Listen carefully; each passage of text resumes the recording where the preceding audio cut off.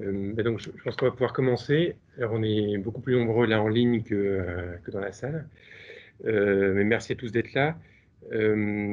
Donc, après la Rome des Césars, là, pour l'exposé de décembre dernier, je propose donc un saut dans le temps et je suis très heureux d'accueillir donc Michel Kerr, qui va nous proposer une histoire donc d'une institution psychiatrique, et pas n'importe laquelle, puisqu'il s'agit de celle de l'hôpital Sainte-Anne.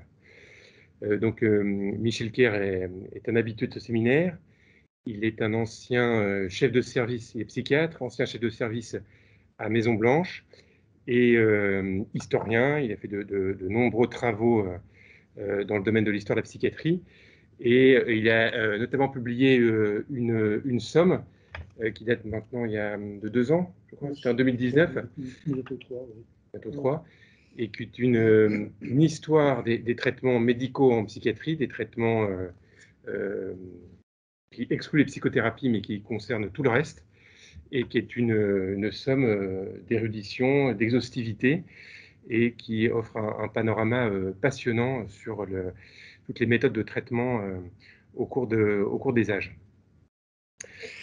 Donc je vous laisse la parole ce soir, et donc pour à peu près 1 heure sur justement cette institution, cette histoire de l'hôpital Sainte-Anne. Très bien.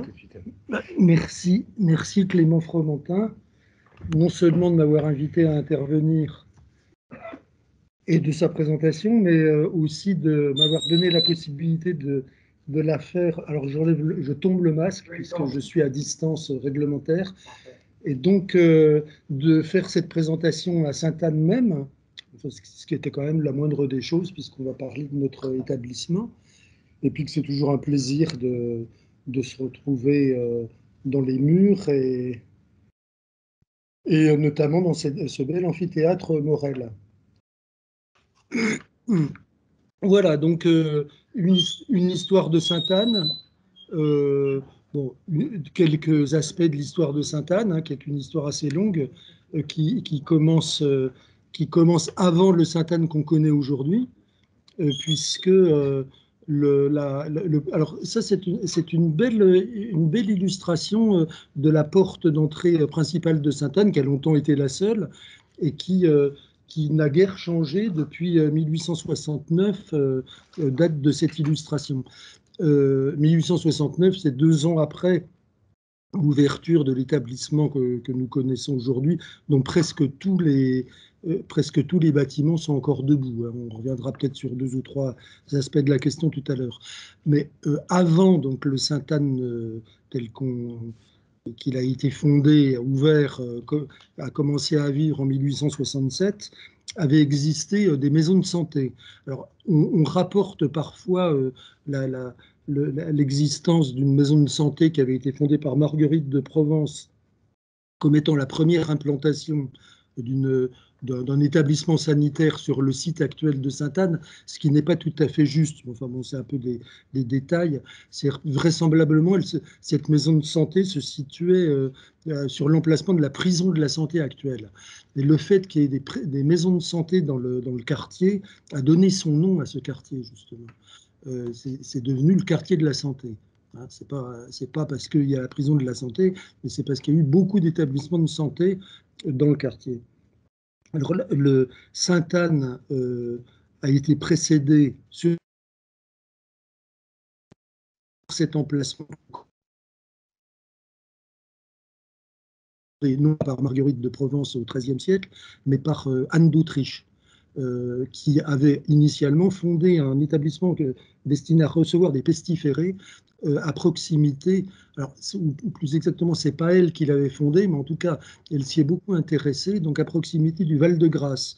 Elle était très liée aux religieuses du Val-de-Grâce, et elle s'était intéressée à la question de la contagiosité éventuelle entre les pestiférés qui ont été admis dans cette maison et les religieuses du Val-de-Grâce, et a décidé de refonder cet établissement, cette maison, plus au sud, dans un endroit qui n'était absolument pas habité à l'époque, hein, qui n'était pas du tout urbanisée, et donc elle a choisi un emplacement qui aujourd'hui correspond à la partie sud du domaine de Sainte-Anne, débordant sur la rue d'Alésia et allant jusqu'à l'impasse Reille. Donc c'est l'emplacement du premier hôpital qui a pris le nom de sa fondatrice, enfin de la sainte patronne de la fondatrice, qui est Anne d'Autriche, donc qui s'est appelée Sainte-Anne. Donc on l'a appelée Maison de Santé tout court, ou Maison de Santé Sainte-Anne, ou Hôpital Sainte-Anne déjà. En même temps, dans le nord de Paris a été créé l'hôpital Saint-Louis, hein, son pendant, et pour d'ailleurs destiné à la même population de pestiférés. Donc cette maison de santé, en fait, qui a ouvert dans les années 1650, n'a jamais reçu de pestiférés, puisque les épidémies de peste ont cessé peu auparavant. Alors, il y a un projet qui nous intéresse, qui est un projet qui a été fait au moment de la Révolution, juste avant la Révolution française, et qui avait été forgé par le chirurgien qui s'appelle Jacques Tenon, qui a laissé son nom à un hôpital parisien, et qui avait proposé un projet pour remplacer l'Hôtel-Dieu, qui était au centre de Paris, manquant d'espace, vétuste, inapproprié à la prise en charge des différents malades, et proposé de remplacer cet Hôtel-Dieu par 4 hôpitaux qui auraient été situés aux 4 points cardinaux de Paris, et l'un pour les femmes enceintes, enfin d'obstétrique, disons, on pourrait dire avant la lettre, un pour la chirurgie, etc. Et puis un pour les aliénés, ce qui était quand même assez moderne pour cette époque. On avait Tenon considéré que l'hôpital était approprié au traitement des aliénés, que c'était même il faisait même fonction de remède en lui-même, et qu'il fallait réserver un hôpital à cette classe particulière de malades, puisque les aliénés étaient déjà, bien avant la grande réforme de Pinel, considérés comme des malades. Et alors donc, il y a même un plan qui a été dessiné, assez simple, assez simpliste, avec 2 lignes de pavillons parallèles, un côté pour les hommes, un côté pour les femmes, etc.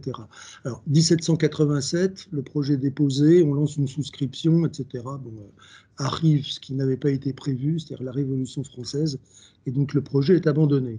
Mais on avait quand même commencé à démolir les bâtiments qui dataient de Marguerite d'Anne d'Autriche, pardon.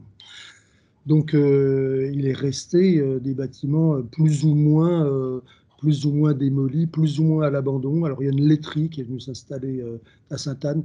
C'est un établissement qui appartenait aux hôpitaux, hein. Donc, les hôpitaux ont loué ces bâtiments-là. Et puis, en 1833, Guillaume Ferrus, qui était médecin-chef des aliénés de Bicêtre, s'est intéressé à l'établissement, enfin en tout cas à l'ancien établissement d'Anne d'Autriche, c'est-à-dire à l'hôpital Sainte-Anne, pour y mettre en œuvre un traitement qu'il essayait de promouvoir et qui était en somme le travail thérapeutique, c'est-à-dire l'utilisation du travail comme traitement de l'aliénation mentale. Ferrus était médecin-chef des aliénés de Bicêtre. Et donc, il lui manquait de l'espace à Bicêtre pour l'essentiel du travail qu'on pouvait proposer aux aliénés, c'était un travail agricole. Bon, beaucoup de Français étaient d'origine rurale et étaient compétents dans le domaine de la culture, de l'élevage, etc. Donc, c'était un mode de travail qui était tout à fait approprié aux gens de son temps. Donc, il a obtenu d'envoyer ses aliénés, ou enfin certains de ses aliénés, à la ferme Sainte-Anne. D'ailleurs, il en a envoyé d'autres à la Salpêtrière. Enfin, il n'y avait que des hommes à Bicêtre, hein, tandis qu'il n'y avait que des femmes à la Salpêtrière. Alors, les aliénés de Bicêtre donc, partaient le matin en escouade, et puis à pied se rendaient à la ferme Sainte-Anne. C'était plus un hôpital à proprement parler, mais c'était une ferme. Et donc, progressivement, les bâtiments étaient remis en état. Et puis, donc, à partir de 1833 et jusqu'en 1863, et on va voir pourquoi ça s'est arrêté en 1863, donc on a développé un certain nombre d'activités, notamment il y avait une porcherie modèle, il y avait un blanchiment des toiles des hôpitaux, etc. Et puis, on considérait que le résultat thérapeutique était assez satisfaisant pour poursuivre l'expérience qui, au fond, était assez déficitaire. Si on avait pensé à une époque que ça pourrait rapporter à l'hôpital. En vérité, c'était une illusion. Mais enfin bon, en tout cas, la ferme, pendant une trentaine d'années, annexe de Bicêtre, a été le lieu donc d'un certain nombre d'expérimentations thérapeutiques, si je peux dire, et puis aussi, enfin, en tout cas, pour cette ergothérapie avant la lettre, et puis a servi aussi de cadre pour de l'enseignement. Alors, c'est vrai que Bicêtre était très éloigné de la faculté de médecine, et c'était plus facile pour les étudiants en médecine qui s'intéressaient un peu aux questions d'aliénisme de se rendre à la ferme de Bicêtre, qui était à la ferme Sainte-Anne. Et par ailleurs, donc on sait aussi que ça a été le lieu d'expérimentation de ce qu'on pourrait appeler des psychodysleptiques aujourd'hui, notamment le hashish. Alors c'était de l'auto-expérimentation par un certain nombre de médecins qui ont eu lieu à Bicêtre sous l'égide de Moreau de Tours. Alors c'était pas le club des hashichines à proprement parler, mais en tout cas on a des témoignages de médecins qui ont expérimenté le hashish à Bicêtre, à Sainte-Anne, à la ferme Sainte-Anne, oui, pour en étudier les effets chez la personne saine, enfin dans un état et pour faire un parallèle entre les effets produits et puis les troubles mentaux rencontrés chez leurs aliénés.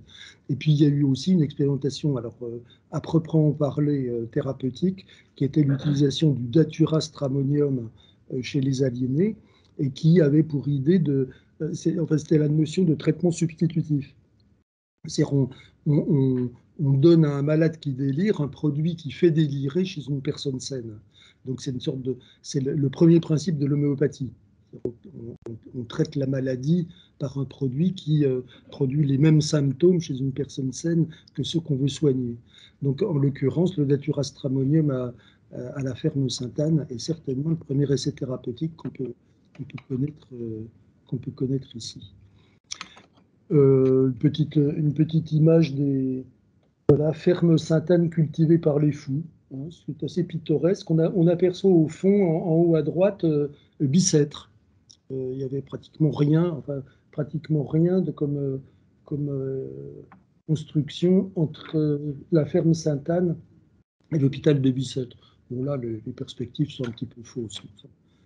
Bicêtre n'est pas aussi élevé que ça qui n'apparaît sur cette image. Mais bon, on peut leur pardonner. Et puis, donc, dans les années 1860, on commence à prendre conscience que la loi de 1838, qui prévoyait un asile d'aliénés par département, éventuellement plusieurs asiles si la population était très importante, n'était pas vraiment appliquée correctement dans le département de la Seine. La Seine qui couvrait Paris et la petite couronne, hein, enfin bon, qui était évidemment le département le plus peuplé de loin, et qui avait fait le choix en 1838 d'utiliser les services de Bicêtre, donc aliénés hommes, et de la Salpêtrière, aliénés femmes, comme un hôpital faisant fonction d'asile, des services asilaires, mais au sein d'un hospice. Et donc l'assistance publique avait passé un contrat avec le département, et le département payait les frais de séjour des aliénés à Bicêtre et à la Salpêtrière. Mais Bicêtre et la Salpêtrière étaient inadaptés à la prise en charge, considérées comme correctes à l'époque des aliénés, et surtout très insuffisante au point de vue nombre de lits.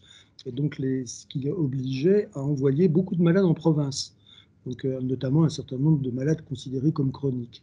Et donc les familles protestaient, et les pouvoirs publics ont considéré qu'il était venu le moment de créer un véritable dispositif asilaire pour le département, et a confié la tâche du projet à un certain Haussmann, qui était préfet de la Seine, et qui a fait appel à un certain Girard de Cailleux, qui était qui était un aliéniste qui avait dirigé l'asile d'Auxerre, qui en avait été le médecin directeur, et qui avait connu Haussmann, qui lui-même avait été préfet de Lyon.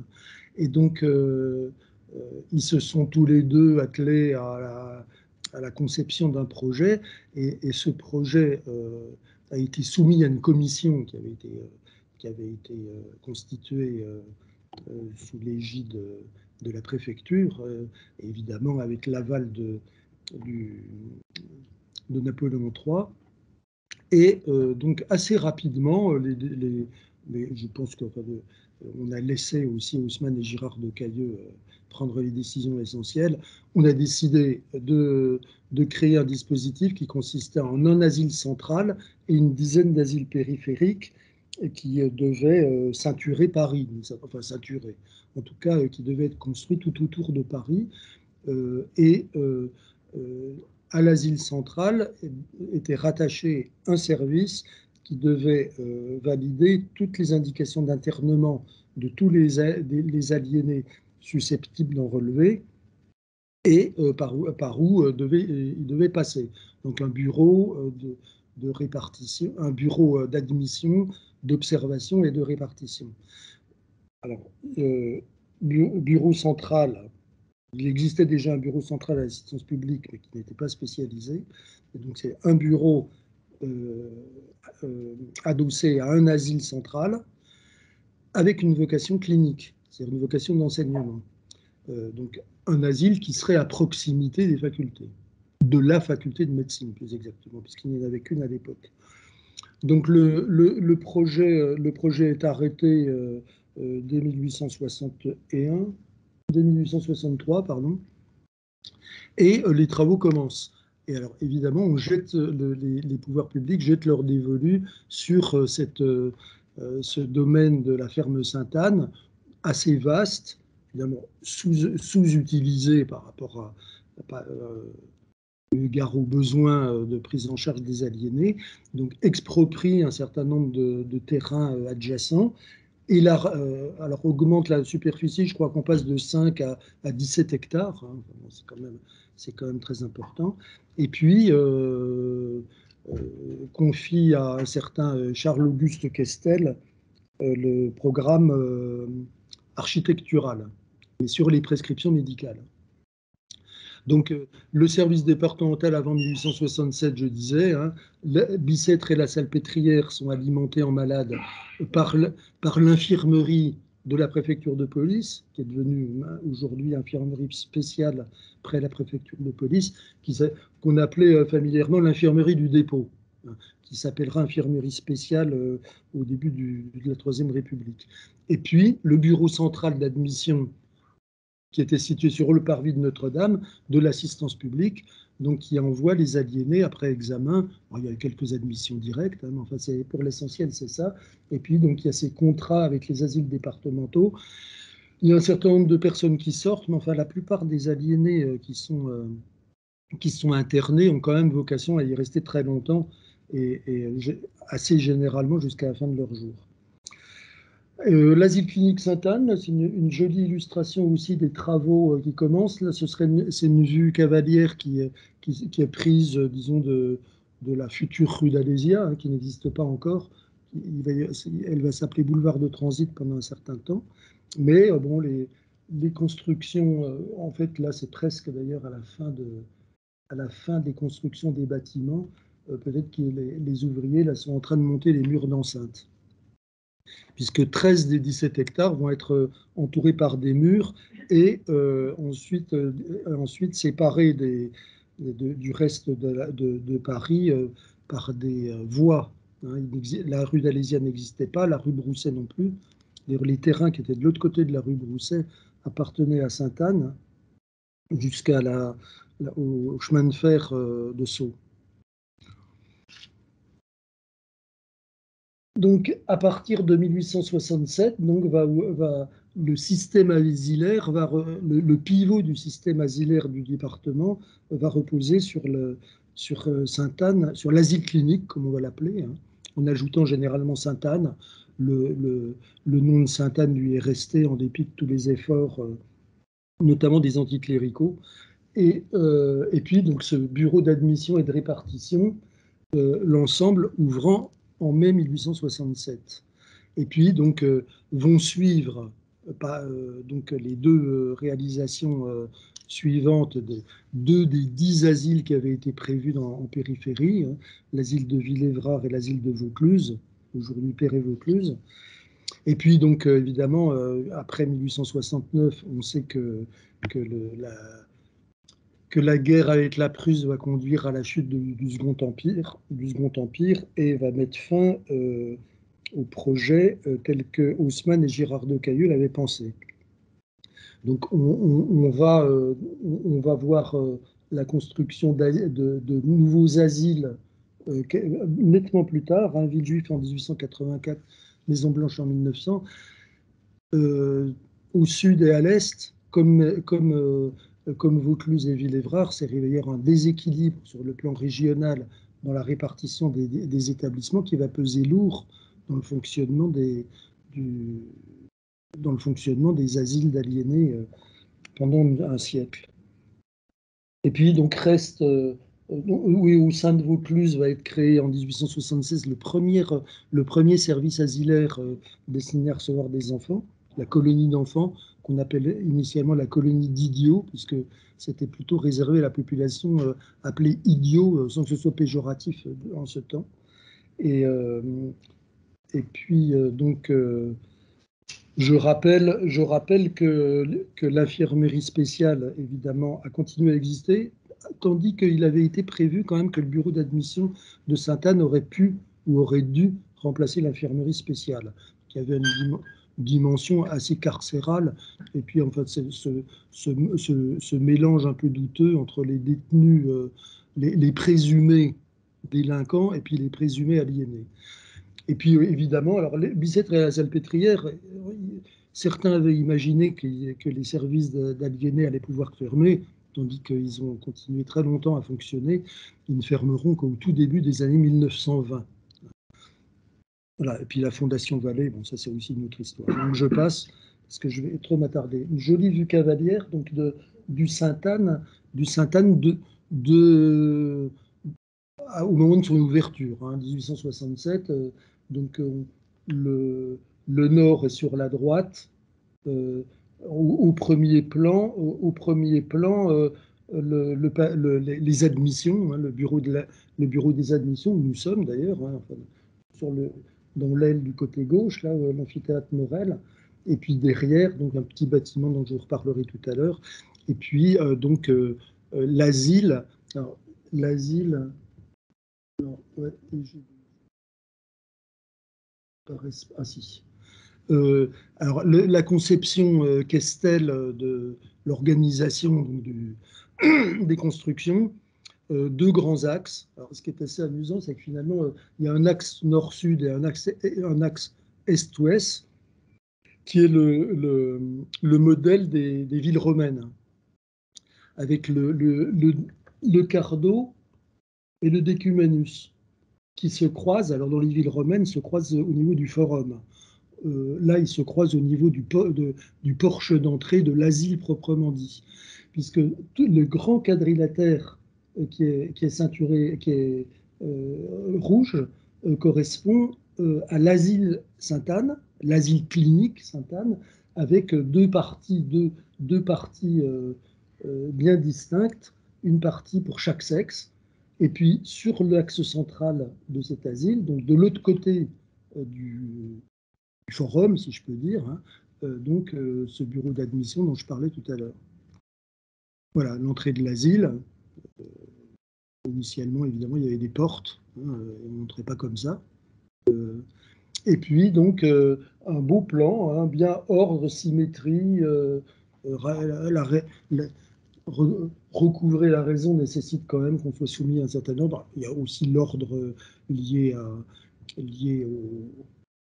à la réglementation, enfin, et puis aux différentes phases des événements de la journée. Enfin, bon. Et puis, donc, alors, le grand principe qui en fait a été repris de l'asile d'Auxerre, hein, c'est certainement Girard de Cailleux qu'il a imposé à Sainte-Anne. C'est le modèle, une division pour les hommes, une division pour les femmes. Alors, la division pour les femmes est sur la gauche, la division pour les hommes au nord, sur la droite. Et puis, 6 pavillons de classement, hein, pour chaque sexe, un système de circulation qui est couverte, des galeries qui permettent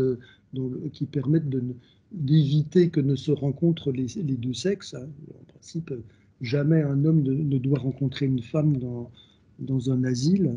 Alors, il y a quelques exceptions comme les médecins, l'aumônier, et puis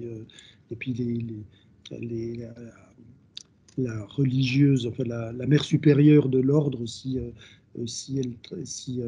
un ordre est appelé à rendre à prodiguer des soins dans un asile. Et donc, je disais, une particularité, alors ça c'est le plan d'Auxerre, à Auxerre il n'y avait pas de bureau d'admission.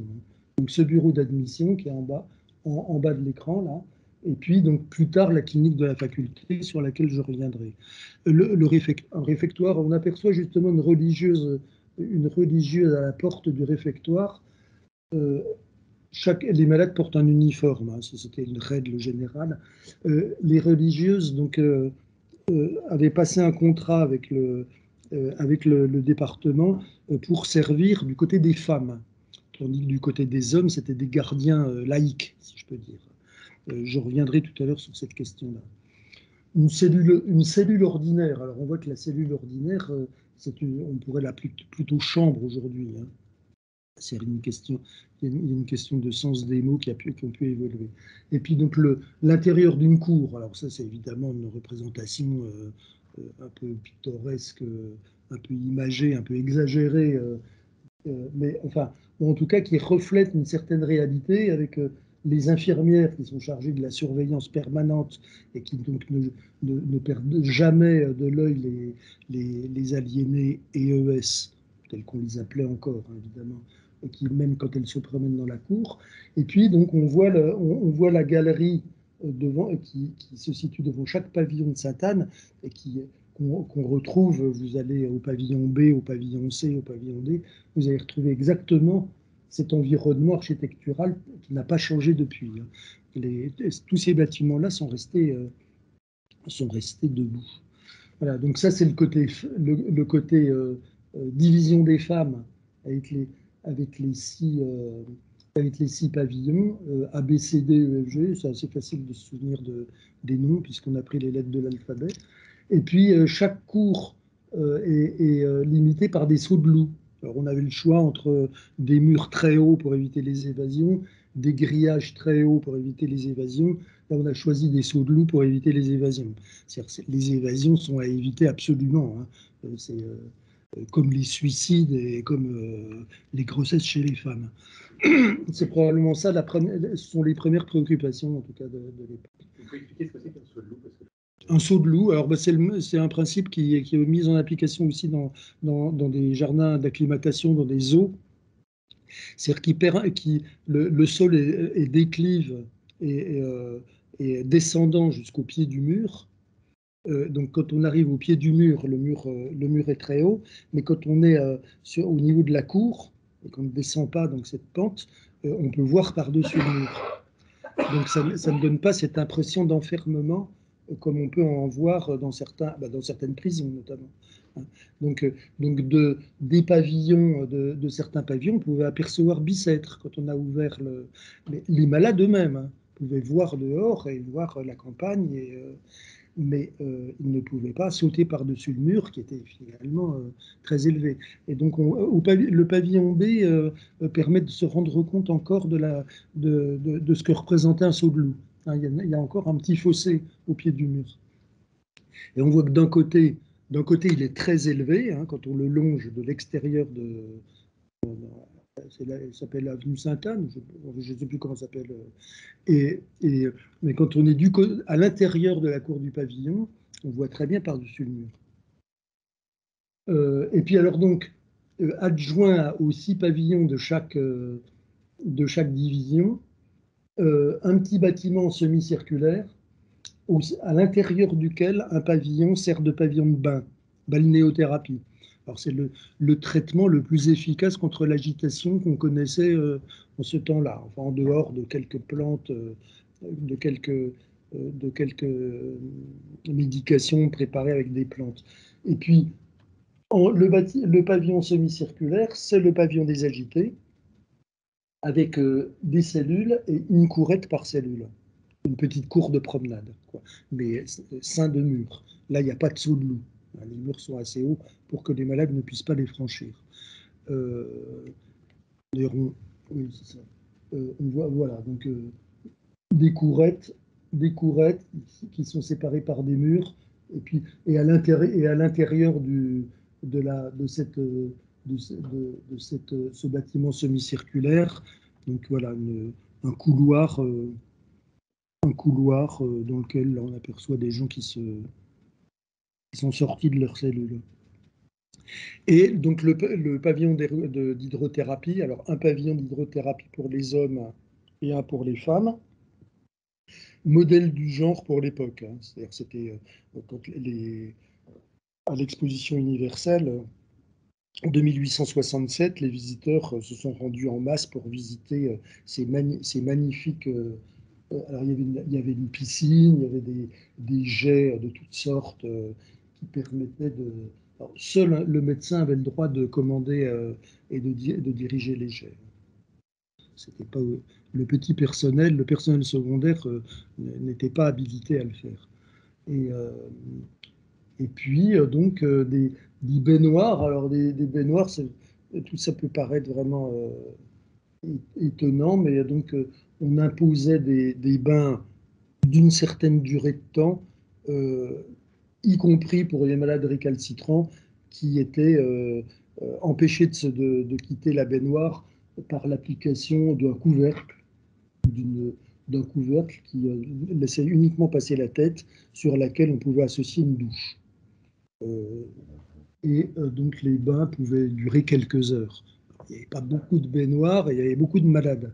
Donc de toute façon, la durée était relativement limitée.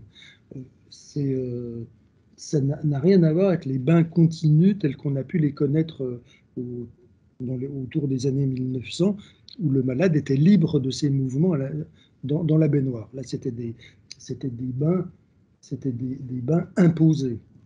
Il y a aussi une représentation, je crois que ça c'est dans un asile belge, l'image en bas à droite.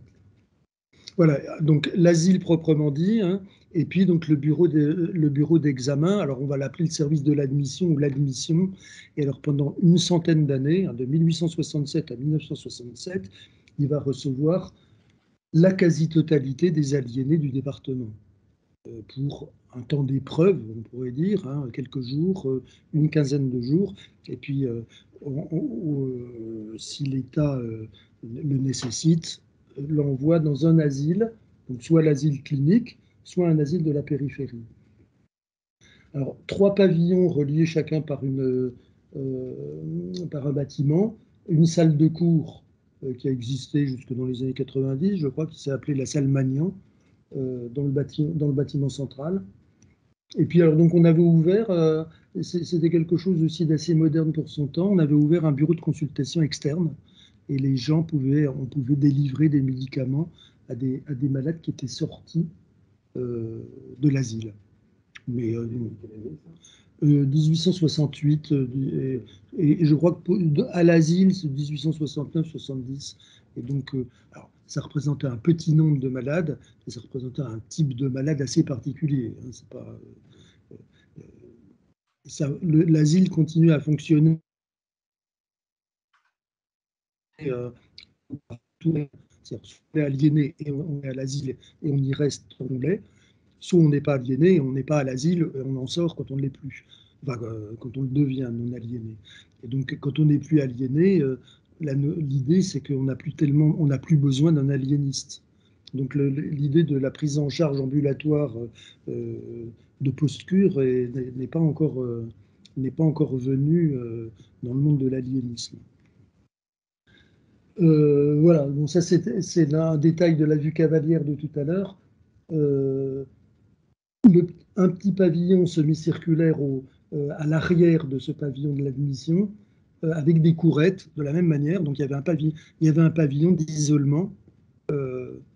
Pardon. Il y avait ça avec une cour pour chaque isolement. Ce bâtiment a très peu servi puisque c'est Valentin Magnan donc, qui a pris la direction dès 1870. Alors il était déjà depuis 1867 et il en a pris la direction en 1870. Et Magnan était un promoteur de tout ce qu'on a appelé le le non restreint, comme beaucoup disaient, et a prôné le remplacement des cellules d'isolement par la camisole, puis la camisole par une chemise de force, et puis par la suppression de la chemise de force. Et donc, il a mené cette réforme dans ce service qui recevait tous les malades aigus, ce qui était quand même un pari, une prouesse, et avec un grand succès. Et c'est lui qui va introduire en France une méthode de traitement, disons, de prise en charge des malades qui s'appelle l'alitement continu, qui consiste au repos au lit pour tous les malades entrants. Donc pour une durée de 1 semaine, 2 semaines, 3 semaines, on essaie d'obtenir du malade qui reste le plus longtemps au lit, 24 heures sur 24 si possible. Enfin, il a le droit d'aller se dégourdir les jambes ou d'aller aux toilettes, mais en tout cas, le principe, c'est... Et alors, donc, c'est un peu aussi rapprocher l'asile de l'hôpital, hein, puisqu'à l'hôpital, on se couche, comme ça, sur le lit. Et puis, ça permet aux malades, finalement, de se trouver dans un milieu qui n'est pas trop étranger et de se retrouver non plus dans une sorte dans une sorte de milieu agité où les gens sont turbulents, déambulent, etc., mais au contraire dans un milieu où tout le monde est couché et se repose au lit. Et alors, Magnan a beaucoup écrit d'ailleurs, et affirmé que le malade agité qui arrivait dans un dortoir calme se calmait. C'est pas... On ne va pas refaire l'expérience aujourd'hui, hein. C'est un peu difficile.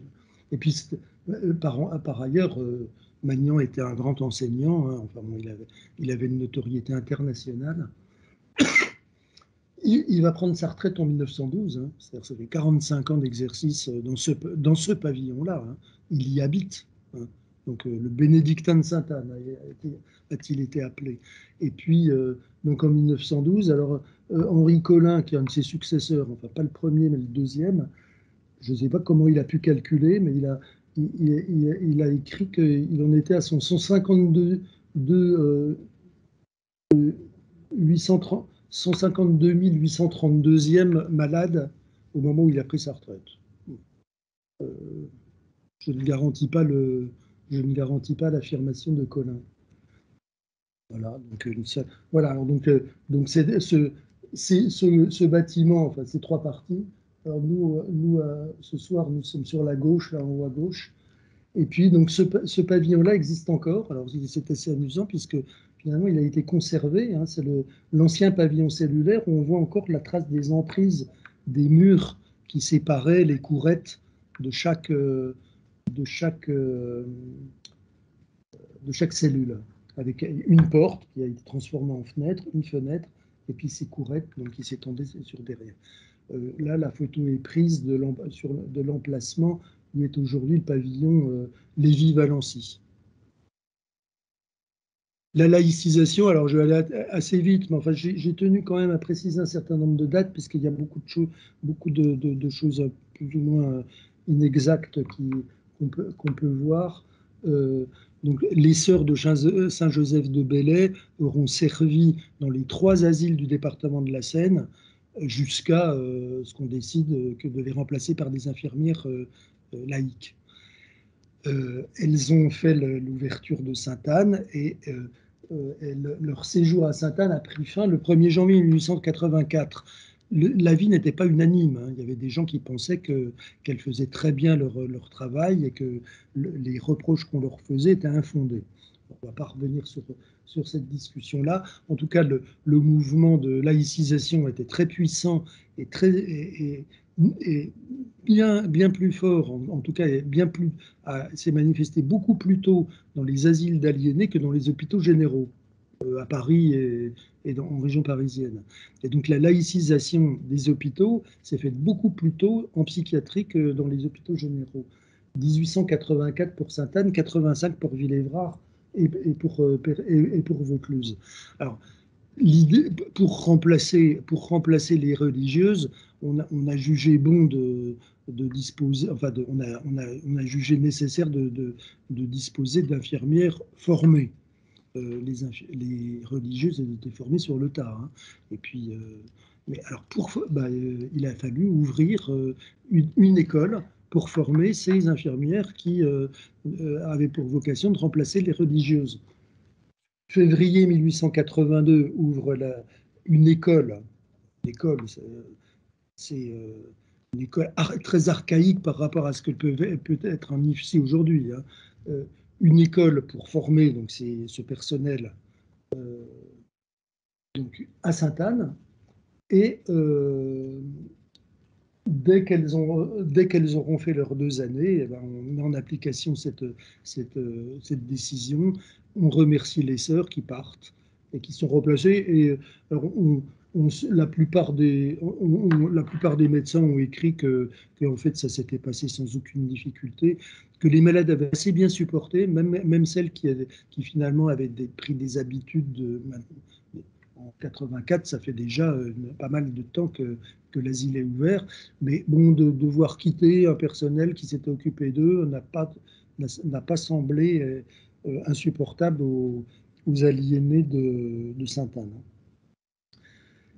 Alors, bon, le mouvement anticlérical aussi voulait débaptiser Sainte-Anne. Hein. Il y a eu un moment, on a proposé de l'appeler asile Cabanis, parce que asile clinique, ça ne semblait pas convenir. Il y a eu la proposition d'asile Cabanis, donc finalement pas abouti. La fermeture de la chapelle, donc la désaffection de la chapelle a été beaucoup plus tardive. Voilà. Enfin bon, disons que la présence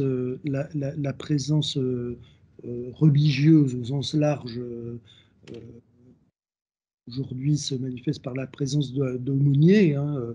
Vous voyez récemment l'arrivée d'un aumônier bouddhiste, mais il y en a de tout pour toutes les religions.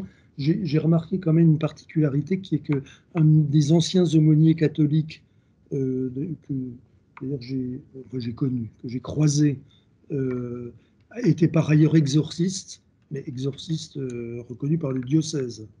Il ne mettait pas en application cette qualité d'exorciste à Sainte-Anne. Il n'y était qu'aumônier. En tout cas, c'est quand même assez particulier. Et aujourd'hui, nous avons un aumônier catholique qui est aussi psychanalyste. Je ne sais pas si c'est une rareté, mais j'ai tendance à le penser. La clinique des maladies mentales, alors ça c'est quelque chose qui est très important. Alors il y a l'histoire des bâtiments, je vais passer assez vite, puis l'histoire de la chair. C'est-à-dire, bon, la clinique des maladies mentales, c'est le premier service de psychiatrie universitaire en France, qui a été instauré à Sainte-Anne. Il n'en existait pas jusqu'alors. Hein. Donc c'était pour former des médecins à être neuropsychiatres, on pourrait dire, hein, au sens général du terme. La chaire de neurologie qui va être occupée par Charcot n'existait pas encore quand va être créée la chaire de psychiatrie à Sainte-Anne.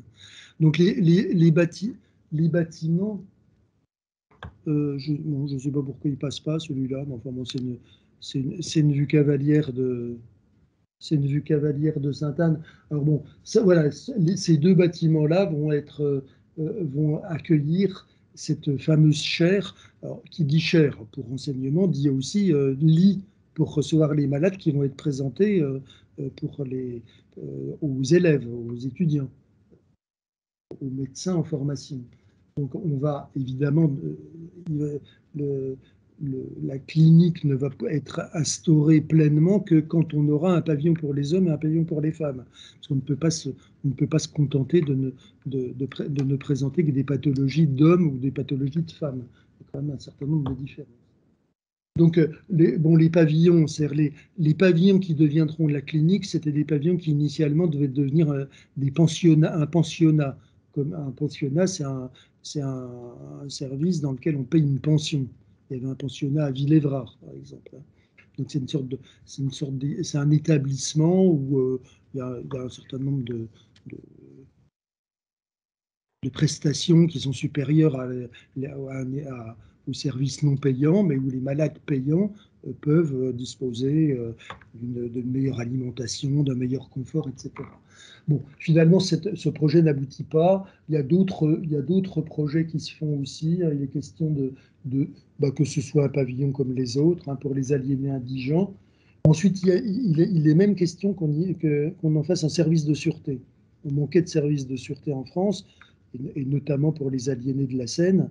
Le service de sûreté, finalement, va être construit à Villejuif. Ils s'appellent l'hôpital Henri Collin aujourd'hui.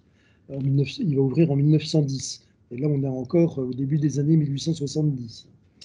Et finalement, donc, des atermoiements, des hésitations.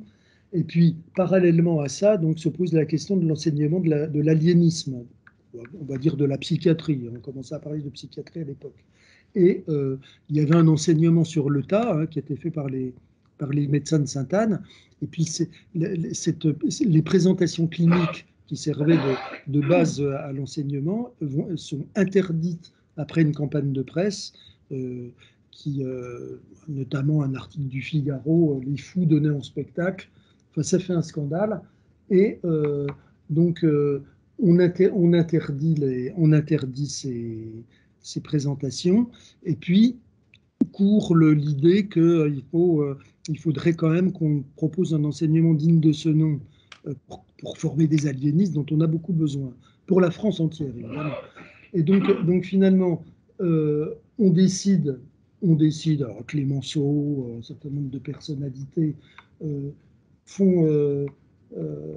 décident la création d'une chaire, le financement de la chaire, et lance un appel à candidature. Alors, il y a 4 candidats qui se présentent, dont les 2 principaux, on les connaît mieux que les autres, Benjamin Ball et Valentin Magnan. Alors, Valentin Magnan qui était à Sainte-Anne et qui faisait déjà de l'enseignement, qui avait quand même une certaine qualité et qui connaissait bien, qui était bon connaisseur en matière d'aliénation.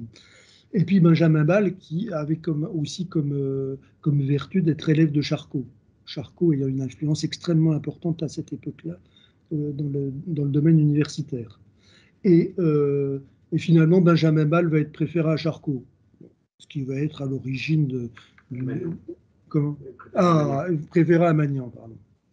Qui va être à l'origine d'une longue histoire de Magnan représentant des aliénistes des asiles, enfin des médecins des asiles, et puis Benjamin Ball représentant des universitaires plus ou moins liés à l'assistance publique, enfin bon, un peu étrangers aux asiles d'aliénés, si je peux dire.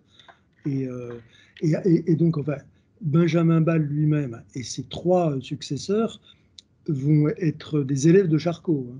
Et les 2 derniers vont être élus alors que Charcot est déjà mort, hein. C'est dire l'influence, même posthume, qu'il continue à exercer, hein. Et le premier médecin d'asile qui va être nommé à la CME, c'est bien longtemps après.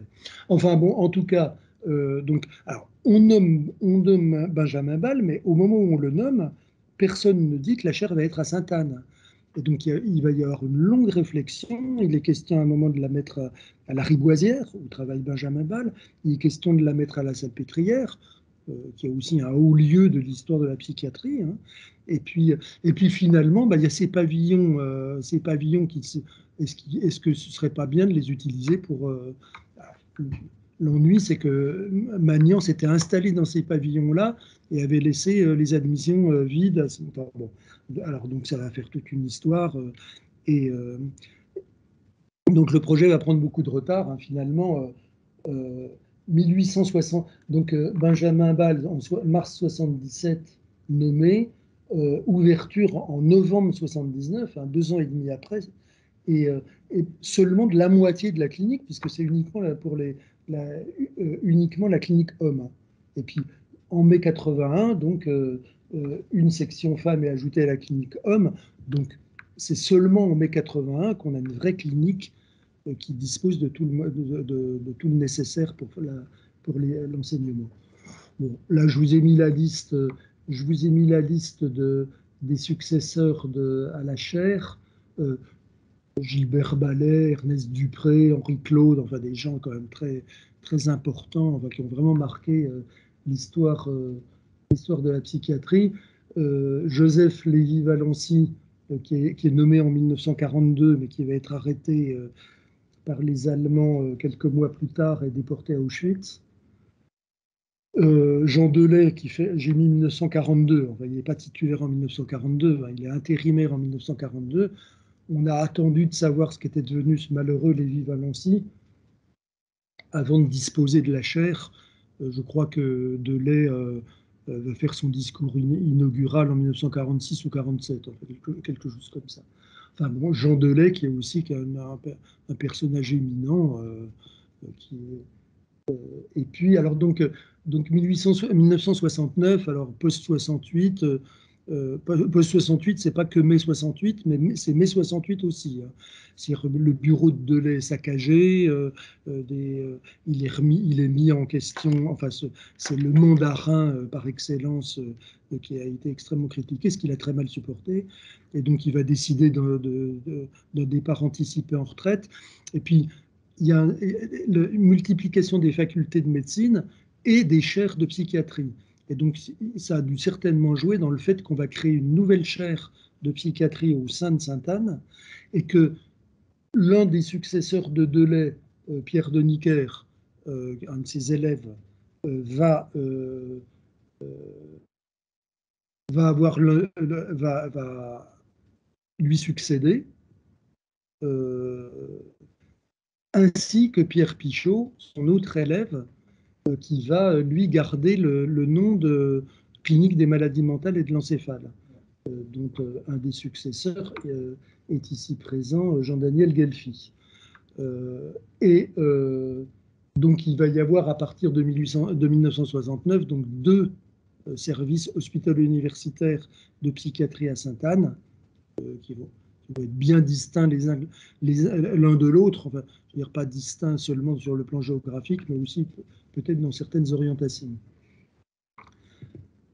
Voilà, ça c'était pour le plaisir de montrer cette photo, hein, qui est assez une belle photo où on voit donc Delay avec ses trois collaborateurs principaux, hein, c'est Pichot, Deniker et puis Thérèse Lampérière. Donc nous sommes certains d'entre nous ont bien connu au moins ces trois derniers là et puis donc Jean Delay qui a quitté Sainte-Anne, en tout cas trop tôt pour que je l'ai connu ici. Voilà. Puis alors pour mémoire, enfin bon, il n'y a pas d'enseignement que dans les services hospitalo-universitaires. Hein. Il y en a eu dans presque tous les services, on va dire, hein, que ce soit d'adultes, d'enfants. Et de chirurgie, etc., puisqu'on voit qu'il y a aussi des services qui ne sont pas des services de psychiatrie à proprement parler. Et donc, Pierre Janet, Jacques Lacan, ça on le sait mieux, Henriet, ont fait des présentations cliniques, ont enseigné, mais aussi Georges Dumas, mais aussi d'autres. Hein. Enfin, bon, il y a de nombreuses personnalités de notre domaine, j'allais dire de notre science, qui ont enseigné à Sainte-Anne et qui ont fait des présentations. Alors là, je ne vais pas rentrer dans les détails, hein, c'est pour voir. Pardon ?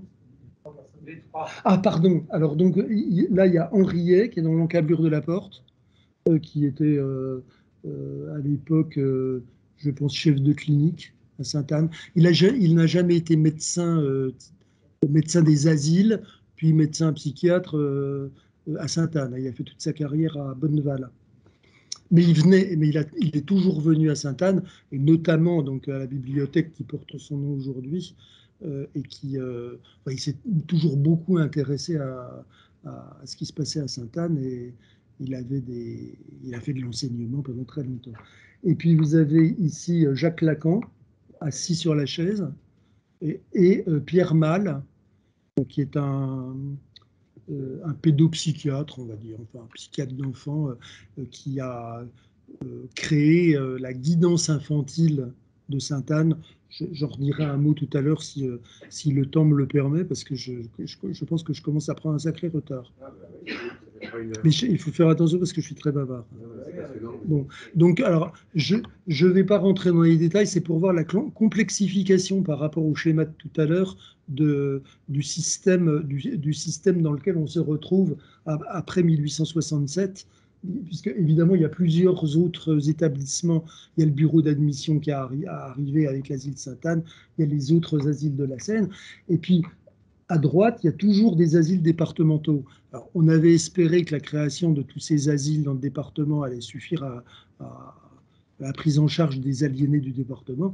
Puis, finalement, il a fallu continuer à envoyer des malades pendant très longtemps. Alors, généralement des malades chroniques peu visités, etc. Mais pendant très longtemps, on a continué à exiler, d'une certaine manière, des malades dans les établissements de province qui avaient...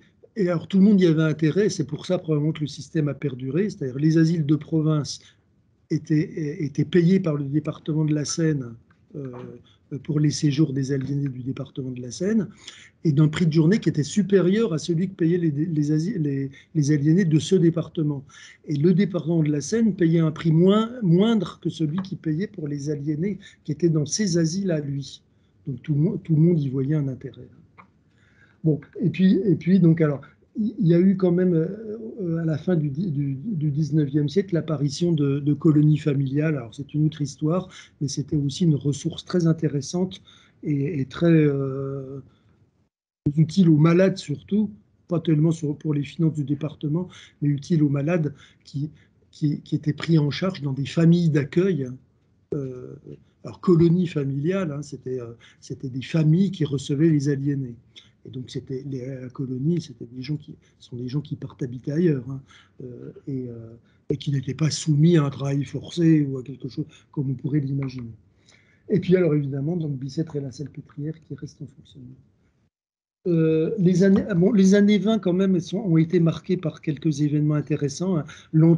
La première psychanalyste à avoir accès à un service de psychiatrie en France, Eugénie Sokolnika, dans le service d'Euillère. Alors Euillère faisait l'intérim. Ernest Euillère était le chef de clinique de Dupré qui est mort, qui est mort, et Euillère a fait l'intérim. Et avant que Henri Claude ne prenne ses fonctions, il a accordé à cette Eugénie Sokolnika la possibilité de venir voir des malades à la CMME. Bon, dès que Claude a pris ses fonctions, il s'est arrangé pour que Sokolnika aille voir ses malades ailleurs, on va dire. Et puis donc, le plus grand événement des années 20, c'est quand même l'ouverture de ce futur hôpital Henri Roussel, qui est le premier service ouvert en France, dans le service public, donc le premier service libre, où on peut se présenter librement sans avoir recours à la loi de 1838. Jusque-là, soit on était placé d'office, soit on était placé volontaire, mais on ne pouvait pas séjourner dans un asile d'aliénés sans être interné, comme on dit ordinairement. Là, un service ouvert où on peut se rendre spontanément, librement, voir un psychiatre et séjourner. Le problème, c'est que si le psychiatre qui voit le malade qui est entré librement juge qu'il relève d'un internement, le malade ne ressort pas librement, mais ressort interné. Donc, ce qui a suscité des critiques et que même on a parlé de piège à fou. Hein. On attire le malade en lui disant venez, vous êtes libre, et puis finalement on le garde. Et ça représentait quand même un nombre non négligeable de patients qui finalement ressortaient via Maison Blanche ou Vaucluse ou autre. Donc Henri Claude a assez vite profité aussi de cette occasion pour ouvrir un service libre, ce qui était très intéressant pour l'enseignement, parce que ça permettait aussi de recevoir des malades qui ne relevaient pas de la loi de 1838. Et toutes les pathologies mentales ne relèvent pas de la loi de 1838. Donc ça a été vraiment une aubaine pour l'enseignement à Sainte-Anne. Et puis, le premier centre d'impaludation, il faut dire que l'impaludation, la malaria-thérapie, c'est quand même le premier traitement biologique efficace dans la paralysie générale, je précise, et seulement dans la paralysie générale. Mais c'est quand même le premier traitement qui a permis d'améliorer et parfois même de guérir des malades d'asile. Donc c'est un grand événement et le premier centre d'impaludation en France a ouvert à Sainte-Anne. Auguste Marie, voilà. Donc, et puis, donc, alors je précise, en 1926, il y a eu le meurtre d'une surveillante du service de chirurgie, qui a été l'occasion de la mise en cause de la présence des infirmières dans les services hommes, qui avait été accordée en 1914. Et donc en 1926, ce drame d'un malade qui a tuant une surveillante a suscité une très grande émotion et la remise en question de la présence des infirmières dans des services d'hommes qui parfois étaient difficiles à maîtriser. Bon, finalement, enfin, ça ne va pas, ça ne remettra pas en question cette réforme-là. Voilà, l'hôpital Henri Roussel, donc je passe, Henri Roussel, président du conseil, enfin qui a été président du Conseil général de la Seine, c'est grâce à lui qu'a ouvert ce service ouvert, et puis ce sympathique, comme on le voit sur cette photo, Édouard Toulouse, qui était le grand réformateur, mais extrêmement isolé quand même en son temps, hein, enfin en tout cas qui était considéré comme un ennemi par la plupart des médecins des asiles, mais qui a vraiment opéré une réforme qui a beaucoup compté dans l'histoire de la psychiatrie. L'hôpital Henri Roussel en un autre temps, mais finalement les bâtiments n'ont pas changé. Il y avait déjà le gladiateur à cheval, là, vous voyez, la statue. Et puis voilà, c'est amusant. Enfin, bon, c'est une photo des années 20 qui montre l'entrée de l'hôpital Henri Roussel. C'est joli, hein. Et puis donc l'hôpital Henri Roussel, donc les admissions. Alors, bon, l'hôpital Henri Roussel est le bâtiment où se situaient les admissions. Quand Henri Roussel s'y est installé, les admissions ont déménagé dans les pavillons, dans des pavillons de l'autre côté à l'intérieur de l'asile. Et puis à un certain moment, donc Georges Daumaison est devenu non seulement le médecin-chef des admissions, mais le médecin-chef d'Henri Roussel. Et il va opérer une grande réforme en 1967 qui va mettre fin aux admissions et qui va, au sein d'Henri Roussel, créer un service qui s'appelle le CPOA et qui va finalement, en quelque sorte, remplacer les admissions. Mais plutôt que de hospitaliser les gens à Sainte-Anne pour évaluer la nécessité d'un internement, il va mettre en place une consultation en vue d'évaluer la nécessité d'une hospitalisation. Donc, Georges Daumaison a joué un rôle très important dans l'évolution aussi du dispositif et puis du fonctionnement des hôpitaux psychiatriques en Île-de-France. Mais bon, je n'ai pas trop le temps de m'attarder, mais enfin bon, il y a quand même quelques médecins directeurs et médecins chefs qui ne sont pas sans intérêt, qui se sont succédés à Henri Roussel. Je vais très vite. Chirurgie et neurochirurgie. Un pavillon de chirurgie ouvre en 1900 pour l'ensemble des aliénés du département. Alors, il y avait déjà un chirurgien, mais qui se déplaçait dans les différents asiles. Là, on ouvre un service pour traiter sur le plan chirurgical les gens qui ont besoin de passer au bloc, d'une certaine manière. Donc il y a se succèdent les chirurgiens dont j'ai présenté les noms ici. Il y en a deux qui vont aussi, comme ce malheureux Lévi Valency, vont être déportés à cette.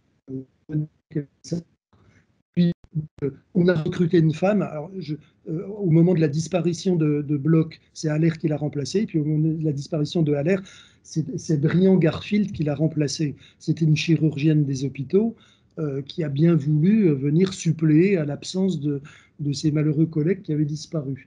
Et elle va être titularisée en 1946, mais non sans mal, parce qu'encore à cette époque-là, on se demandait si une femme pouvait être chirurgienne, et à plus forte raison chirurgienne en chef. En tout cas, ce sera la première.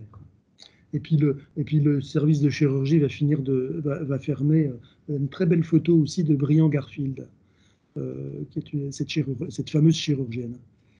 Et puis la neurochirurgie qui va ouvrir son service à partir de 1940 au sein du service de chirurgie. Un des grands personnages de la neurochirurgie de Sainte-Anne, c'est un psychiatre qui s'appelle Jean Talérac et qui est le seul psychiatre à avoir jamais dirigé un service de neurochirurgie d'ailleurs.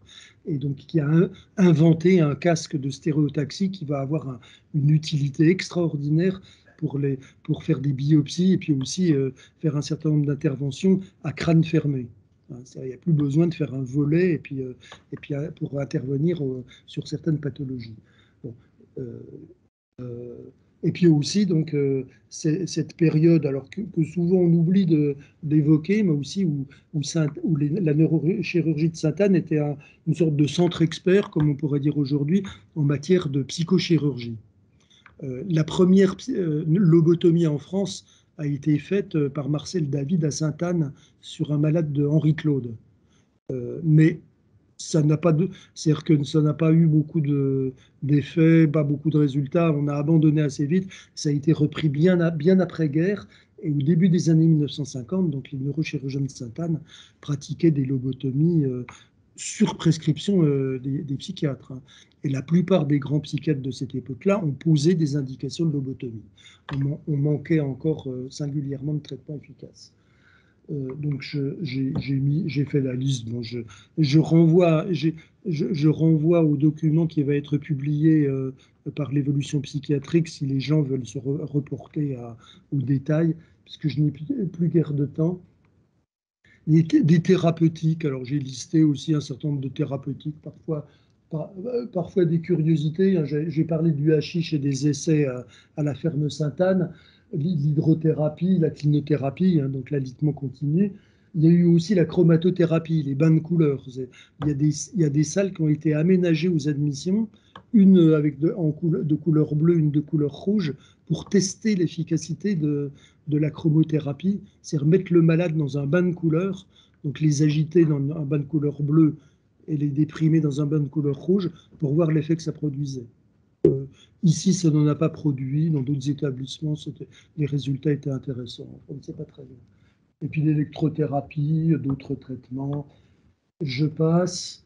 Et puis alors surtout, donc j'ai évoqué la malariathérapie, la psychochirurgie, les électrochocs, le vertige. Bon, je n'ai malheureusement pas le temps, mais je peux renvoyer à mon livre si Fromentin me le permet encore. Et puis la luminothérapie, qui est une sorte de lointain avatar, ce serait un peu péjoratif, mais enfin, lointain successeur de la chromatothérapie, puisque c'est toujours de la lumière qu'il s'agit, mais pas de lumière colorée, ça c'est la lumière blanche. Et c'est utilisé à la CMME aujourd'hui, dans les dépressions saisonnières. Voilà, Madame Hakim Kress qui a effectivement ouvert cette méthode, enfin initié cette méthode à Sainte-Anne, et je crois que c'est un des premiers centres français de luxe-thérapie. La kétamine, alors ça c'est vraiment le dernier, alors on verra dans quelques décennies si la kétamine est reconnue comme étant un traitement qui a fait ses preuves sur le long terme, on va dire. Bien, mais quand même les neuroleptiques, alors pardon, j'abuse encore de mon temps. 1952, s'il y a deux événements qui sont relativement connus, c'est le premier service libre en 1922 et puis la découverte de l'effet antipsychotique du premier neuroleptique en 1952. Delay et Doniker, aujourd'hui le largactyle libère les malades de leur psychose. C'était peut-être un peu présomptueux, mais enfin en tout cas c'était un bon slogan publicitaire. Donc Delay et Doniker, surtout Doniker, mais sous la responsabilité de Delay, a conduit le premier essai thérapeutique de la chlorpromazine en monothérapie et a établi aussitôt le premier essai que ça avait un effet sédatif extrêmement marqué sur les états d'agitation psychotique, puis que ça avait d'autres effets antipsychotiques, antidélirants, anti-hallucinatoires, etc. Donc ça a été, et c'est non seulement très intéressant dans le traitement des psychoses, mais aussi ça a été l'occasion d'un essor de recherche psychopharmacologique qui a conduit à la découverte du premier antidépresseur tricyclique, à la découverte de la première benzodiazépine. Enfin, bon, ce sont des événements très importants. Bon. Et puis alors la psychanalyse, j'ai parlé de Sokolnika tout à l'heure, René Laforgue l'année d'après a pris ses fonctions, alors c'est vraisemblablement le premier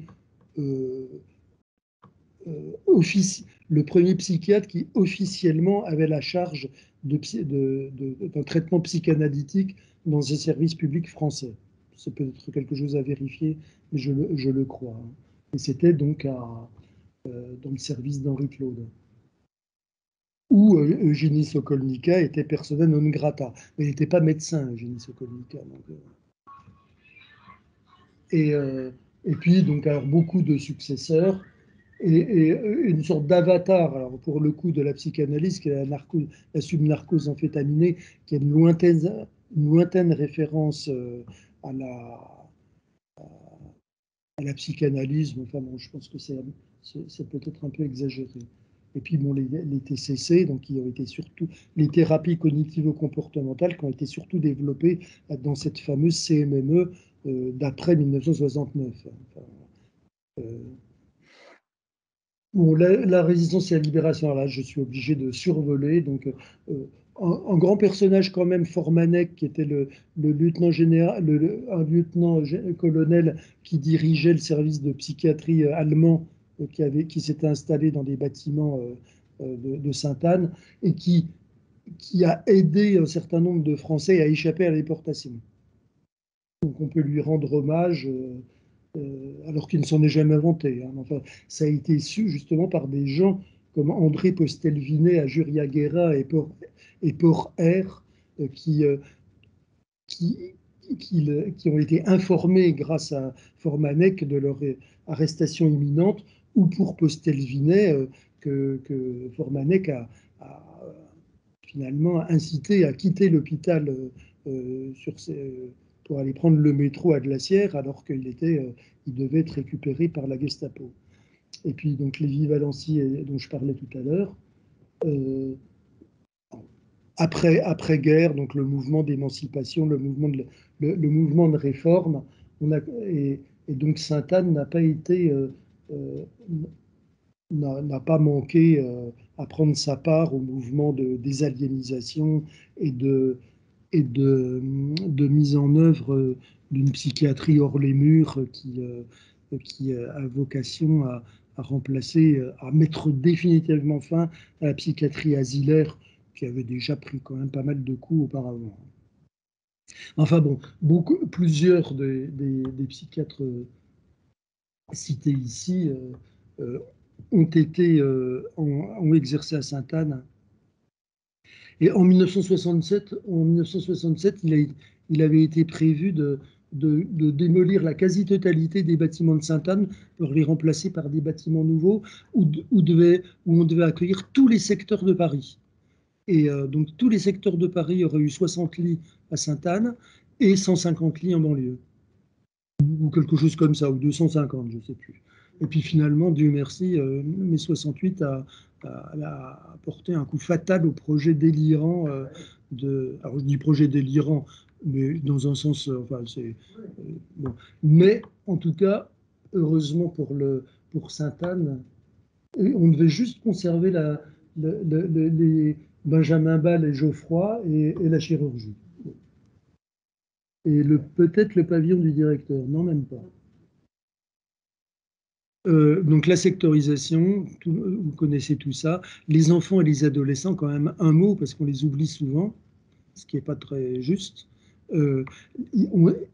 Des enfants sont passés par Sainte-Anne pendant toute son existence, puisque la loi de 1838 s'appliquait, il n'y avait pas de limite d'âge à son application, et elle s'est appliquée aux enfants jusque en 1961. Alors, à cette époque-là, elle s'appliquait déjà beaucoup moins qu'elle ne s'était appliquée auparavant. En 1961, il y a eu une circulaire qui a quasiment mis fin à l'utilisation du placement volontaire et du placement d'office aux enfants. Et on appliquait le placement d'office à des enfants de 3 ans, 4 ans. Hein. Alors donc, les enfants qui passaient par l'infirmerie spéciale ou qui venaient directement à Sainte-Anne passaient par le service de l'admission, puis ensuite étaient envoyés dans un service d'enfants, Bicêtre, la Fondation Vallée, la Salpêtrière et Perret-Vaucluse. Sauf que les nombres de places n'étaient pas illimités et il y avait un encombrement, il y a eu un encombrement très long pendant très longtemps aux admissions. Il y avait énormément d'enfants qui attendaient une place dans un des services et dans la promiscuité des admissions. On n'était pas séparés des adultes, ce qui était quand même une anomalie majeure. Et puis donc, en 1900, au moment de l'ouverture d'Henri Roussel, enfin, un service de prophylaxie mentale du département, ouvre une consultation alors on va dire de pédopsychiatrie avant la lettre. Hein. Alors, Jacques Roubinovitch, qui va tenir cette consultation jusque dans l'après-guerre. Alors, il y a eu juste une interruption au moment où il a eu un internement administratif à l'hôpital Rothschild, sous le régime de Vichy. Mais donc Jacques Roubinovitch avait une consultation ouverte pour les enfants, non seulement arriérés, mais comme on les appelait, anormaux. Hein, donc, qui relevaient de la psychiatrie, mais qui n'étaient pas arriérés. C'est une catégorie extrêmement vaste de ces enfants souffrant de troubles nerveux ou mentaux, disons.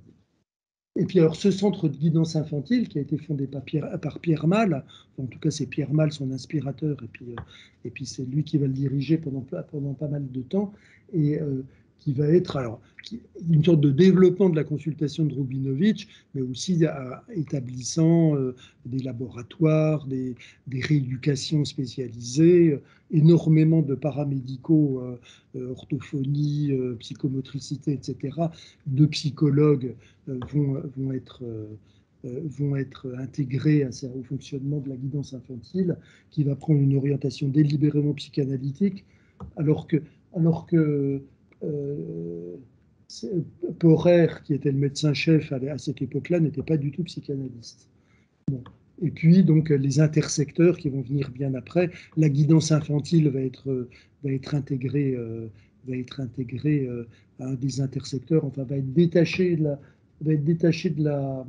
d'Henri Roussel en 1989. Donc, alors, il y a des services d'enfants avec hôpitaux de jour et puis un certain nombre d'unités fonctionnelles qui sont en activité à Sainte-Anne aujourd'hui. Voilà. Donc, bon, voilà, j'ai continué mon énumération, hein, service d'addictologie qui a pris le nom de Moreau de Tours. Alors, je ne sais pas si ceux qui l'ont baptisé Moreau de Tours savaient que Moreau de Tours faisait fumer du hashish à la ferme Sainte-Anne dans les années 1840. Enfin, bon, non, mais bon, pourquoi pas, hein, bon, les choses changent. Et puis le SMPR, les soins somatiques, le pôle précarité, santé mentale de Mercuel, enfin, bon, la bibliothèque Henriet, Catherine Lavielle ici présente, le MASSA, le musée d'histoire de la psychiatrie et des neurosciences que je vous recommande de venir visiter. Et puis les derniers événements, qui méritent d'être cités, c'est que Sainte-Anne s'est associée après une certaine période d'indépendance, donc à partir de 1971, où chaque établissement de l'ancien département de la Seine est devenu un hôpital psychiatrique autonome, d'une certaine manière. Autonome est un mot peut-être un peu inexact, mais enfin indépendants les uns des autres. Sainte-Anne comme les autres. Donc finalement, il y a eu une association entre Sainte-Anne, Maison-Blanche et Perret-Vaucluse, qui tous les trois ont des secteurs parisiens,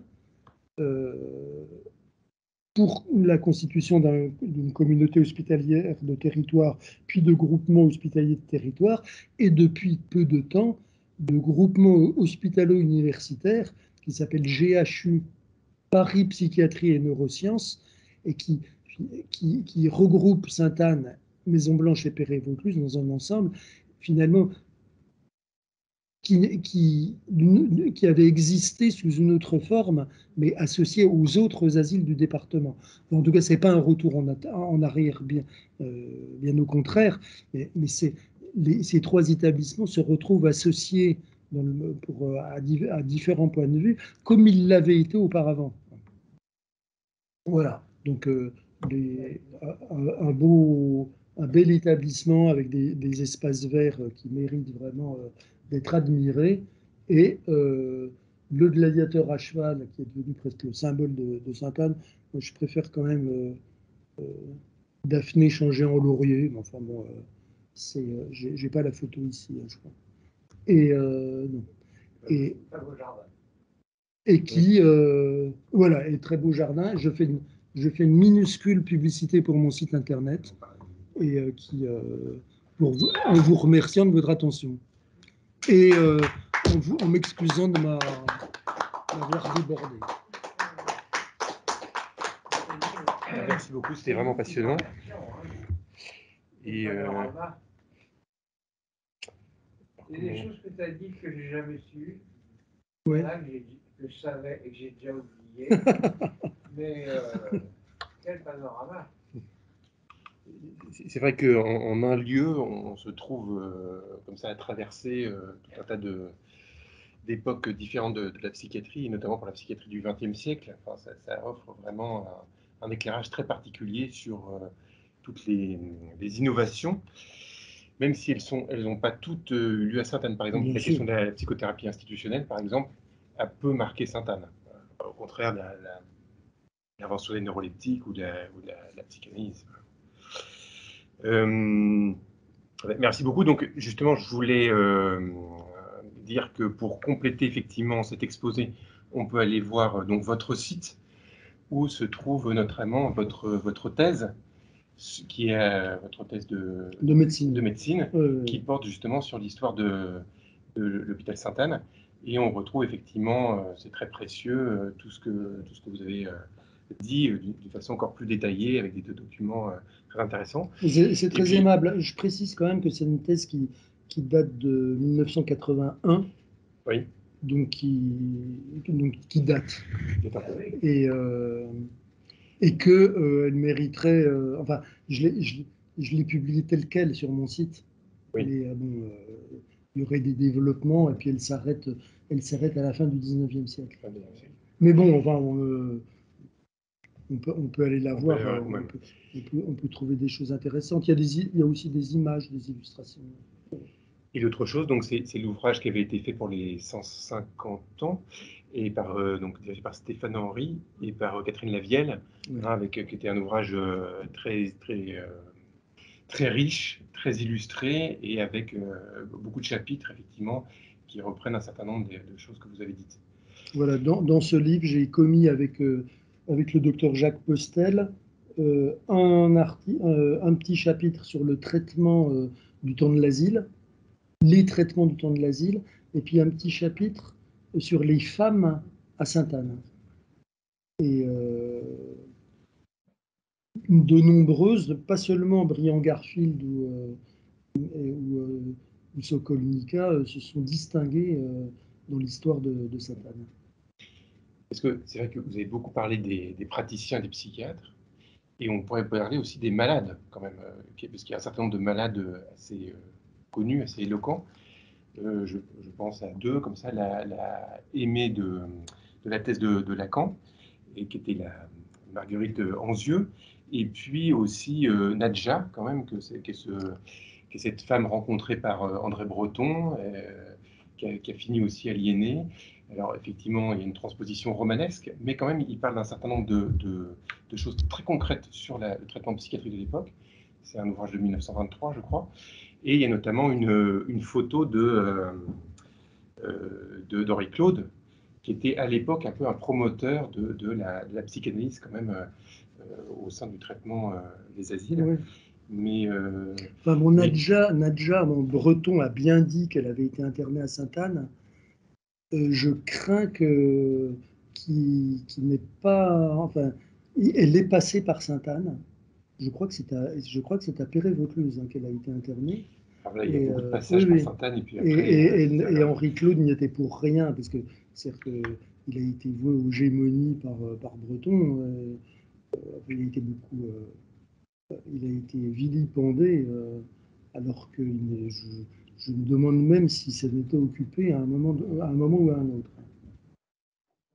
alors, c'est vrai aussi, vous avez parlé de cette problématique un peu des premières nominations chez les agrégés qui étaient responsables de l'enseignement à l'asile clinique, qui étaient surtout des gens qui étaient nommés par donc, l'Académie de médecine, et donc ils nommaient des pairs, d'autres agrégés, donc c'était plutôt des gens qui étaient agrégés en neurologie ou en pathologie générale, et ce n'étaient pas des aliénistes de formation. Mais on peut quand même aussi souligner justement cette nomination de Lévy-Valency, par contre, donc en pleine occupation, de nommer un agrégé d'origine juive, qui, je crois, n'a jamais occupé son poste, hein, mais c'était quand même un geste politique extrêmement fort, quand même, de la part de l'Académie de médecine, à ce moment-là, en pleine période très très dure de l'occupation. Voilà. Alors, je ne sais pas s'il y a des questions.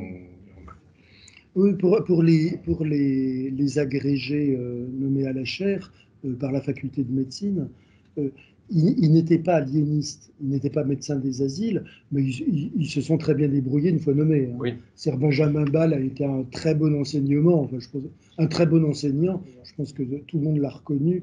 Et puis Geoffroy, Gilbert Ballet, Dupré, enfin tous ces gens-là ont été vraiment d'excellents cliniciens et enseignants.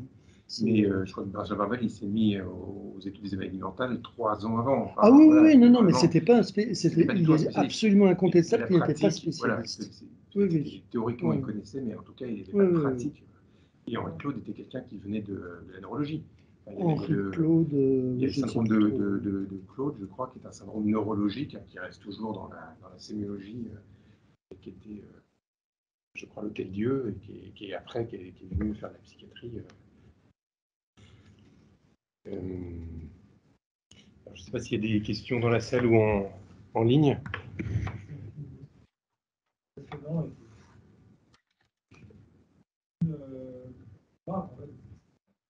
Sur la laïcisation qui est Sainte-Anne, quelque chose qui m'a frappé. Moi, j'étais récemment interne, externe il n'y a pas longtemps. Externe, c'est un Sainte-Anne, et externe à Sainte-Anne. Externe, en fait, c'est pareil au GHU, et on a vu laquelle, quand on était là, on avait parlé GHU. On a un standard pour le site Cabanis et le standard pour le site. En fait, moi, après, j'ai vu ça sur des. J'ai vu que c'était GHU Paris Neurosciences. Voilà. Site Cabanis. Je me demandais si c'est quelque chose que je n'ai pas l'impression qu'on avait parlé. Moi, je pense en fait que ça a été retenu en toute innocence parce que Sainte-Anne est rue Cabanis, je suppose. Enfin, mais pas je ne crois pas que ça ait été dans l'intention de gommer le Sainte-Anne que les anticléricaux très actifs de la fin du 19e siècle en France exécraient. Enfin, je ne crois pas. Hein. Bon. Après, qui a décidé de ça Est-ce qu'il n'y a pas une dimension un tout petit peu de stigmate, on dirait aujourd'hui, d'aller à Sainte-Anne, ça reste un peu connoté. C'est bon. Sainte-Anne a eu finalement la chance assez tôt la chance. En tout cas, l'existence d'un service de chirurgie à Sainte-Anne a permis à des malades d'être hospitalisés à Sainte-Anne en dehors de la psychiatrie et sans que le fait même d'être à Sainte-Anne implique les troubles mentaux. La neurochirurgie, vous avez un accident vasculaire cérébral, vous êtes Sainte-Annette Grande Garde, vous êtes admis à Sainte-Anne, n'avait rien à faire avec avec la psychiatrie, vous n'avez rien à voir avec la psychiatrie. La chirurgie, la neurochirurgie, d'une certaine manière, ont permis à Sainte-Anne d'être un centre hospitalier et pas seulement un centre hospitalier spécialisé. Donc mais en tout cas, mais c'est vrai que bon, il y a toujours l'idée que comme auparavant Charenton, que si on va à Sainte-Anne, c'est que ça tourne pas rond. Hein, mais bon. Mais là, je crois pas. Enfin, je crois que c'est le site Cabanis. Je pense que c'est un terme à usage interne. Et peut-être par facilité, peut-être. Je sais pas. Non.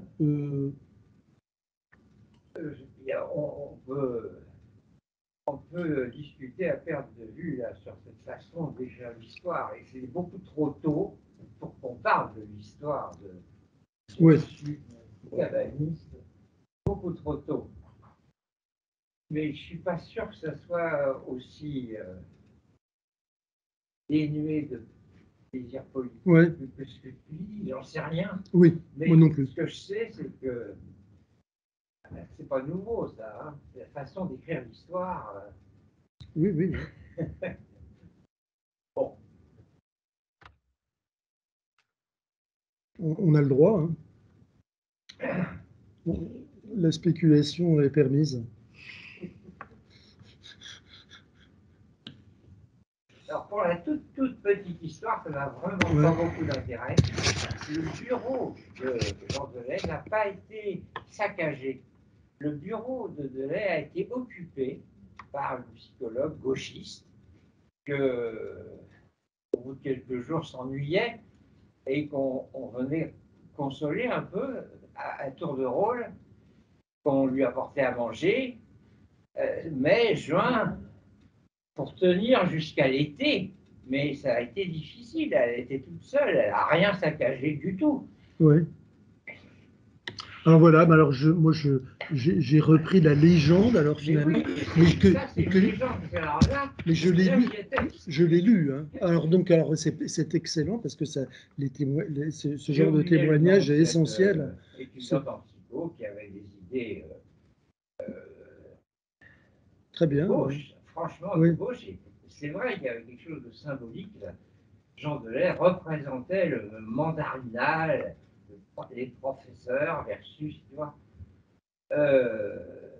Mais après quelques jours, les premiers jours, elle n'était pas toute seule. Il y avait un petit noyau de psychologues, surtout des psychologues.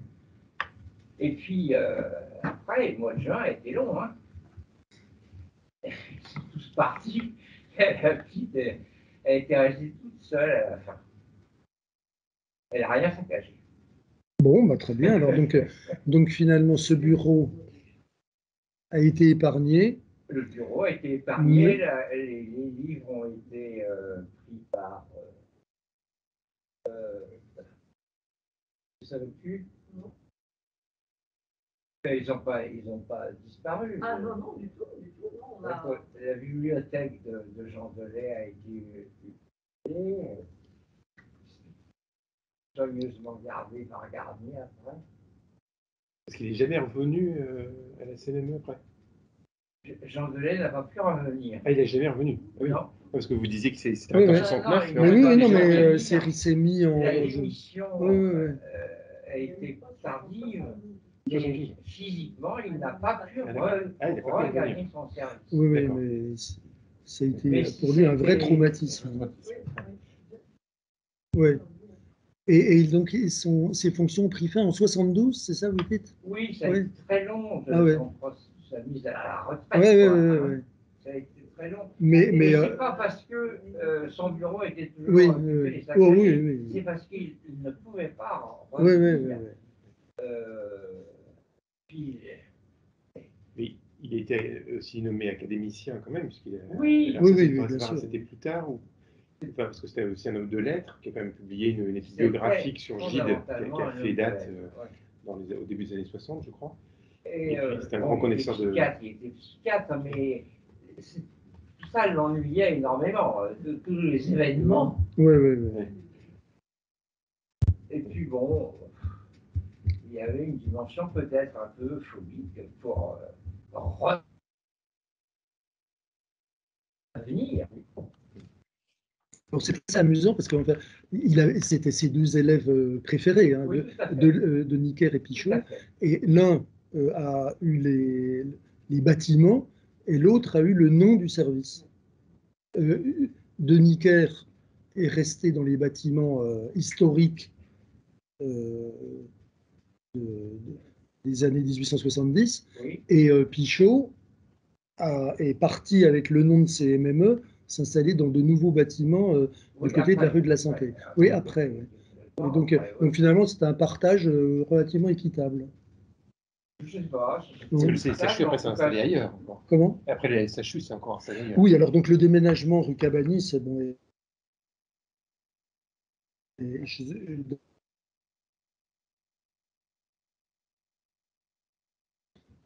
de faire 2 services au lieu de 1 a été prise très tôt. Oui. Mais Pierre Necker était service du bâtiment homme, oui. Et il s'occupait de psychose, de relève à titre principal. Et Pichot était au pavillon Benjamin Val, chef de service du bâtiment femmes, et avait une présence clinique importante, mais pas de la même nature que Pierre Necker.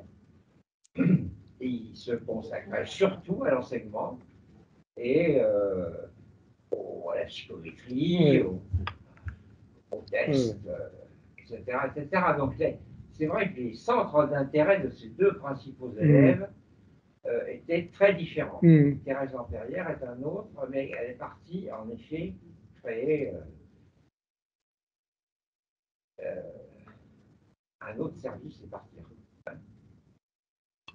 Donc il y a bien eu une bipartition, et puis il y en a un des deux qui a gardé le nom du service, c'est MME, et l'autre s'est appelé SHU. Oui. Je crois que ça correspondait aussi au désir de Necker de se démarquer de, oui. De faire vraiment deux. Oui. Donc c'est en ça que tu as raison quand tu dis que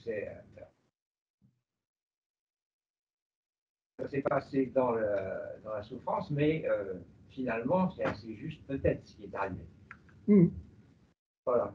Très bien. En tout cas, ça a été bénéfique pour l'établissement et puis pour la faculté. Hein.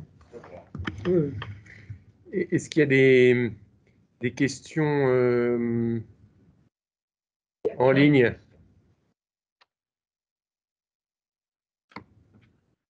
Difficile quand on est à distance comme ça de. Alors, le livre, sur 150 ans, là, il est où ce livre? Il est dans toutes les bonnes bibliothèques. Voilà, ça il faut dire ça ça il faut le dire aux. Peut-être revenir un petit peu sur cette question de l'enseignement public qui avait lieu notamment à travers des présentations de malades qui avait lieu le dimanche, je crois, et qui était ouverte au public bourgeois, au public savant.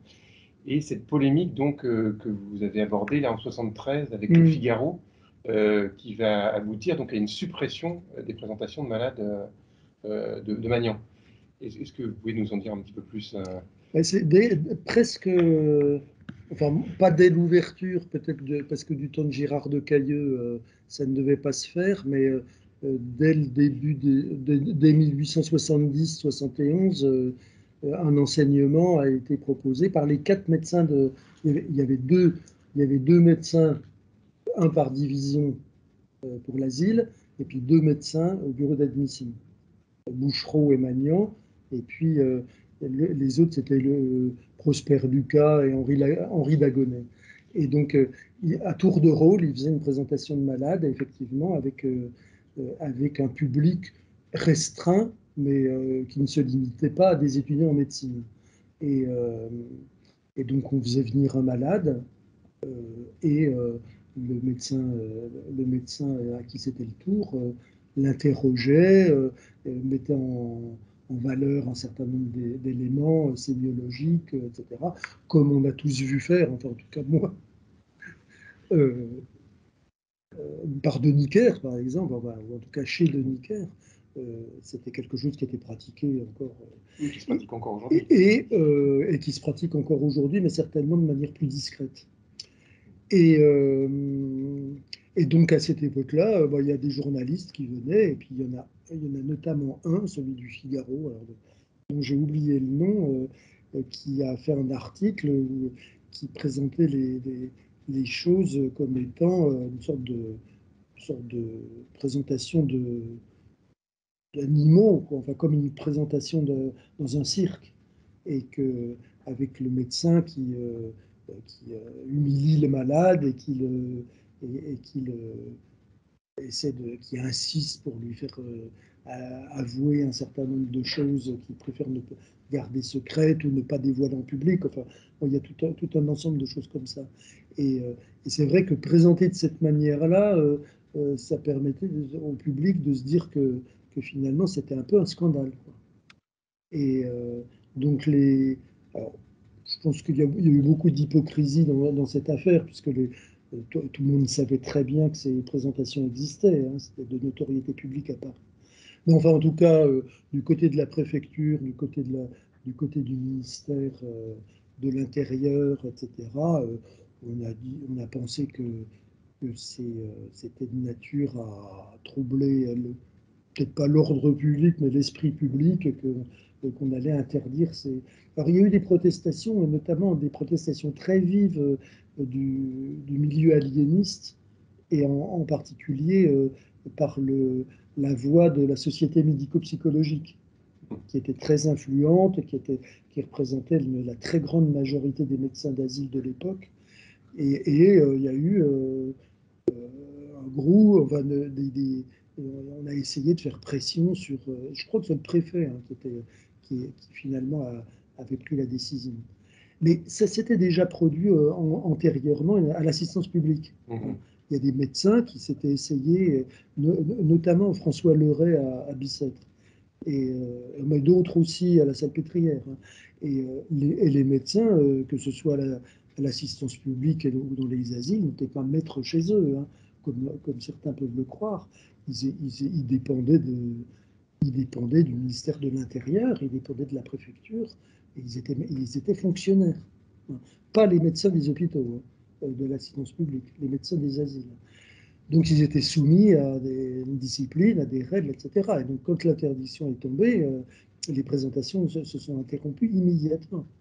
Et donc c'est seulement quand finalement, alors, il y a eu plusieurs campagnes pour essayer d'obtenir qu'on puisse de nouveau les proposer aux étudiants, puisqu'après on a dit ben, on va le refaire, mais on va filtrer, on ne va pas laisser n'importe qui, puisque l'article du Figaro parlait d'un public qui, a priori, n'avait rien à faire, qui est de voyeurs.